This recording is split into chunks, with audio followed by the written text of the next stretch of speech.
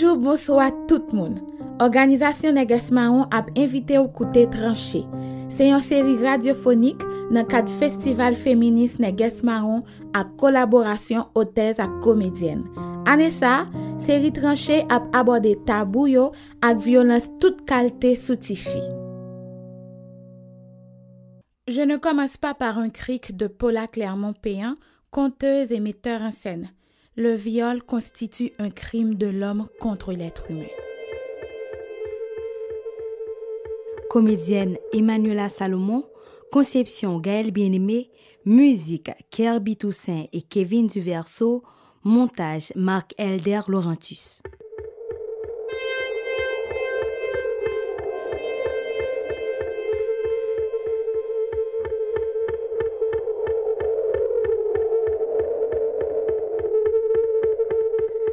Je ne commence pas par un cric et vous ne me répondez pas par un crac. Car ce n'est pas un conte que je vous raconte aujourd'hui, mais une histoire réelle. Mon histoire. Mais vous savez, j'aurais bien aimé que ce soit un conte et qu'à la fin je dirais « Mais je passais par là et on m'a flanqué un coup de pied et je suis tombée ici. » J'ai vécu toute mon enfance avec mes parents. On était 4. Mon père, chauffeur de bus, ma mère, vendeuse dans un magasin de la ville et mon petit frère que j'aime beaucoup. On n'était pas riches, mais mes parents gagnaient suffisamment pour faire marcher la maison.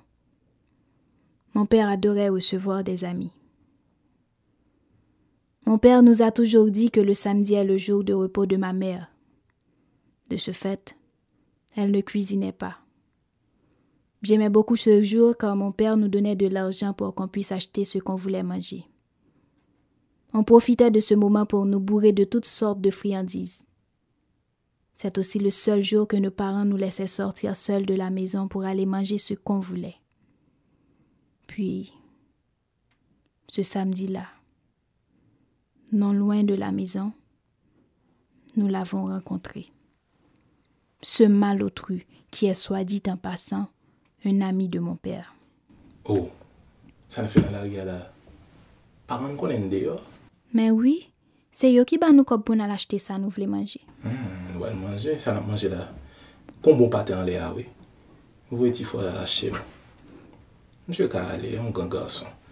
Ou même venir avec nous. Nous allons dans le restaurant. J'étais tellement contente car c'était la première fois que j'allais au restaurant. Je voulais aussi me vanter auprès de mes camarades de classe.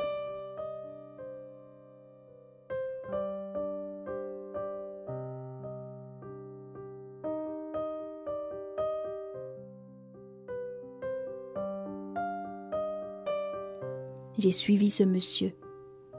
Je le voyais comme un parent, comme un père, quelqu'un qui aurait pu me protéger si j'avais un problème en l'absence de mon papa. Il mangeait à notre table. Il parlait de tout avec mon père, de sa femme, de ses enfants. La seule chose qu'il n'avait pas dans la maison, c'était un lit. Comment je n'aurais pas pu lui faire confiance? Comment? Nous voilà arrivés dans ce restaurant. Une salle bondée d'hommes et de femmes dont certains mangeaient et d'autres buvaient de l'alcool d'après l'odeur environnante. Tout au fond de cette salle, il y avait une porte qui menait à une deuxième salle qu'on a traversée. C'est alors que le monsieur m'a indiqué un couloir qui menait aux toilettes. Il m'a dit qu'il faudrait se laver les mains avant de revenir dans la première salle pour commander nos repas. Je n'ai pas eu le temps de comprendre ce qui se passait quand le monsieur, l'ami de mon père, m'a poussé sur un vieux matelas délabré, m'est monté dessus comme une bête sauvage et m'a dévoré jusqu'à me rendre inconsciente. Jusqu'à ce jour, à 20 ans, la marque de la bête est restée collée sous ma peau malgré les nombreux psychologues que j'ai suivis. Aujourd'hui encore, combien de jeunes filles d'ici ou d'ailleurs victimes de pareils actes restent muettes par peur ou par honte? Finalement, je crois que j'ai vraiment reçu ce coup de pied qui m'a donné la force de mettre cette histoire au grand jour, qui me donnera aussi la force durant toute ma vie d'être toujours aux aguets pour que la fille que j'aurai ne soit pas dupe, afin d'éviter cette piège.